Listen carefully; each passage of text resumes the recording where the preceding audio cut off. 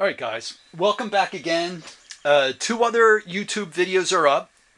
They're entitled Simple Still Life, Simple Value Still Life 01 and 02. All right, so we're working through this painting, right? And as the videos are uploading or downloading, whatever, I keep working on these. And you know how we're talking about moving from general to specific, right? We're talking about building up a sensation. We're talking about being sensitive to what we see, right? So, and we're talking about working towards visual crispness and clarity. But, however, before we get to all that stuff, let's go back through the basic steps in terms of building this up. The first thing I did was drew out these shapes bigger than I see them so that I have less to paint with and it divides up the rectangle. I don't want you to fit all of them on there, okay, on here. Then when I was ready to paint, I worked from background to foreground, right? And let's start with the black. The black I did not need to put down totally opaque. I wanted to put it down watery, thinned out, so that the white paper would come through and I could establish some of those grays that I see up there. So if you look in here, that's just thin paint. And all I'm doing is putting layers of black right out of the tube on top of it, right? But I'm not putting it down thick. So I can establish these dark areas in here, right? Okay, that is some white, light gray that I put in there. So I'm really happy with what's happening in here, okay? Then after I did that, I went there. Then I went down into this cone a little bit. I went into this bottle with the grays. The shadow shape was drawn in, right? And as the more I look at that shadow, I see over here it's a little dark. Now I can see right away that this paint quality here is so opaque and so much richer than what's happening elsewhere. So that's kind of a sensation that I want to go for throughout all of this. So as I build up these layers, my paint is going to have less water in it, okay?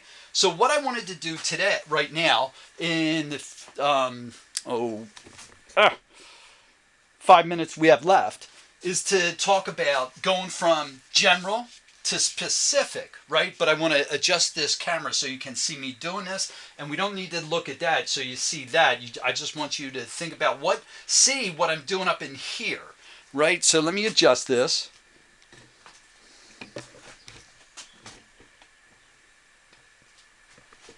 All right, how about right there? Okay, so the grays are pretty close, and when I'm looking at that object, I'm thinking I want to establish some darker areas in here. So it's dark under here, dark down in here, dark here. I've got that kind of established, and I feel good about that. A little bit darker over here, and then I need to go lighter in areas, right? So I'm going to mix up a dark gray, right? So I can push this along and start to work towards visual crispness and clarity, right? Because it's not reading all that clear, is it? The value's so close, right? So we'll go there. We got it dark, and if it's not dark enough, I'm going to go back in and make it darker. So I'm going to think about over in here first. I'm going to come down in here. I'm going to look for the shape I want to draw. It's in there. That feels good. That feels good.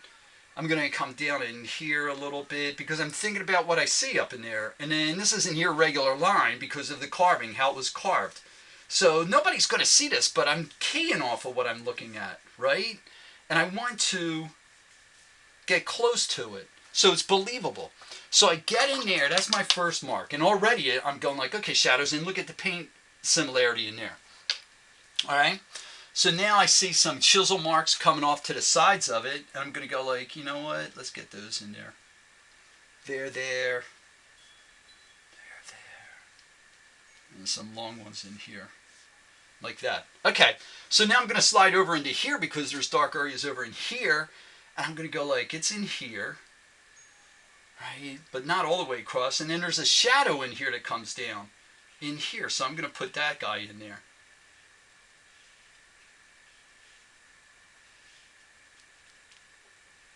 And yeah, we're going to leave it light along that edge because it is catching some light up in there. Then over in here, there's some stuff happening over in here too.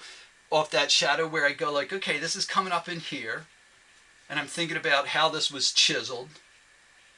And my marks, I'm not going to just get the paint in there and get it flat. I'm going to try to create some kind of, texture or whatnot in there. A couple chisel marks in here. We're going to go there. And then up in here, it actually curls around. And that might be somewhat of an exaggeration. But once again, it's helping me establish contrast. So there, and then it comes down in here. And this is where it's going to get some challenge in here because those values are so close. Right there, and then it goes in there. And then there's another shadow that comes down in here and does that. And now I went for some more opaque paint in there. Not so watered down. Right, there we go. And then I can get some of that up in here. And then up in here, because I see these marks in here in the carving. And it actually wants to go there and back in there. So something's starting to cook in here. Right? I start to see the form coming forward. Now, I'm going to keep the same value, right? And I'm going to work in here by getting those middle values in here, but I'm going to thin out that some so that it's a little bit more transparent, right? And again, I'm thinking about those chisel marks.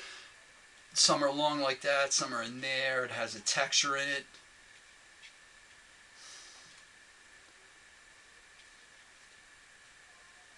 I'm going to go in here because those chisel marks go across here like this. Grab some more paint. In there. In there. And even over in here.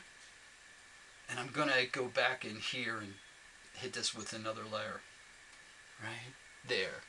Then in here there's a shadow in here, so I'm going to get that shadow in there a little bit and wraps around that in there.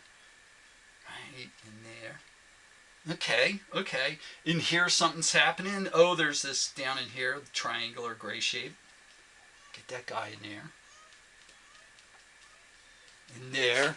And we're going to have to end here, but you see how that's developing? So, all it takes is when you're looking for visual crispness and clarity, think about those contrasts, establishing that, lighter and darker areas. We got tons of work to do in here still too. This area and this is weird. Wow, look at how blue that is and how, wow, that's going to need some work in there. All right, we'll see you soon, guys.